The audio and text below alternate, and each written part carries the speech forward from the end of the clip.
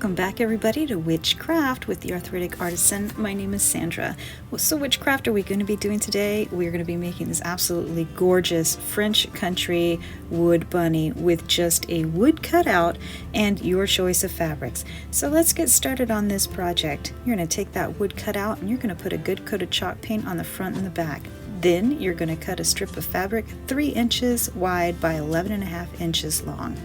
Once the paint is dried, we are going to draw vertical lines going down the bunny, one in the center and then one each on the left and right side 3 inches from the center.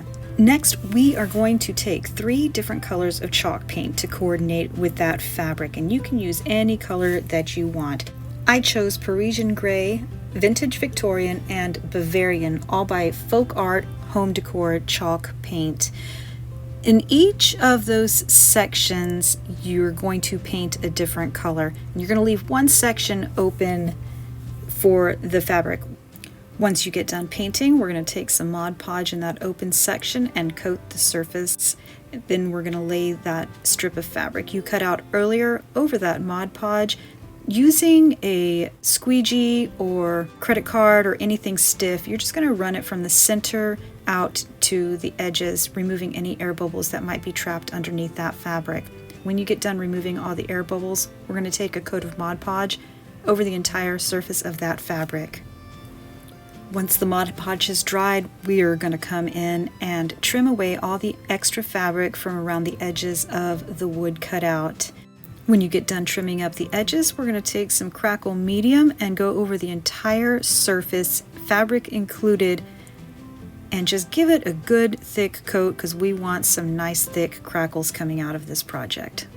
Once you have it coated with Crackle Medium, go ahead and set that aside to dry. There's a lot of painting, drying, waiting, and hurry up to wait in this video.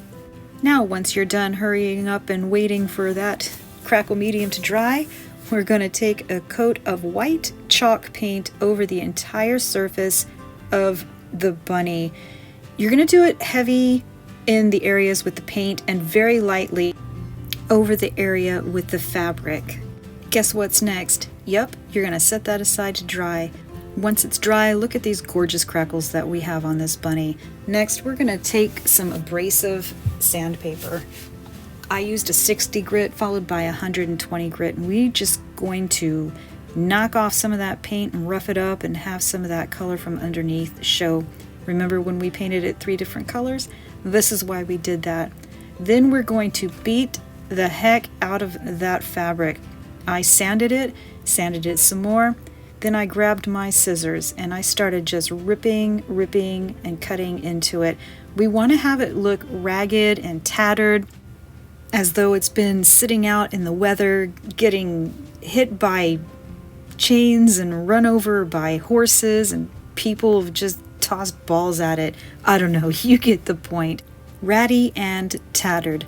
Now, if you think this was easy getting this fabric to fray and cut, it absolutely was not. I don't know why I had such a tough time, even with the sharp ends of the scissors, just getting this down in there. But eventually, success, we have some frayed, ratty looking fabric. Next, we're going to lay down some paints. Parisian Gray, Java, and French Linen. What we're going to do now is we're just going to paint some lines down the center and also 3 inches from the left and right of center, and then in between those lines. And what we're doing now is, yep, you guessed it, we're going to make it look like it is weathered wood. Now, by combining the 3 different colors and feathering them out, you're going to get the shadows and the cracked looks that you need in order to get it to look like it is a weathered fence. We're going to take that paintbrush and whatever paint is left on it, just a dry brush, and go over the entire surface of the bunny, just adding a little bit extra aging to this piece. Next, get out your bow and all, and we are going to make a bow. And if you don't have a bow at all, then you can just make any bow that you want. I am making a triple bow with double loops for this pretty little bunny. It's one of my favorite bows. I do not get paid by Bow It All to do this. I just really like this product, and if I ever come across a product that I truly believe in or that really makes my life simpler, I will share it with you.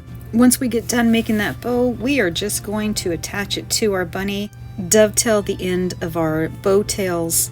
We're going to break out with the florals, and we're going to start adding some little bits and pieces of flowers and tucking them in there and here. Whatever colors you want. I chose yellows and pinks and some whites to go with the colors that we had already painted onto the bunny. I love these little colors together. They're just wonderful, I think. Let me know in the comments section below what you think about this project so far, and if you like it, give me a thumbs up. Hit that subscribe button and ring that bell to get notified about all future videos and projects. I would love to have you here with me on all of them. Once you get done attaching all these flowers, guess what, y'all? We are done. Until next time, have a magical day.